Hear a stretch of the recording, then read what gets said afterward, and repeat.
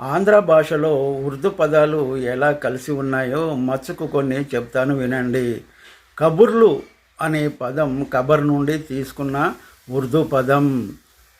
అడావుడి ఉర్దూ పదం. అసలు సిసలు అంటారు అస్లీ నుండి నకిలీ అనే ఉర్దూ పదాల నుండి తీసుకున్నది. ఇవే కాదు, రెవెన్యూ వ్యవస్థలో ఎన్నో ఉర్దూ పదాలు ఉన్నాయి.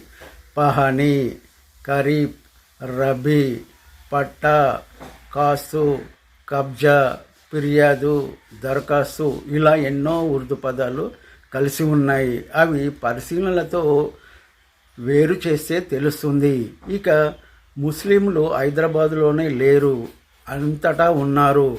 కడప దర్గాకు ఎక్కువ వెళ్ళేవారు ఎవరో ఒకసారి పరిశీలన చేస్తే మీకే తెలుస్తుంది.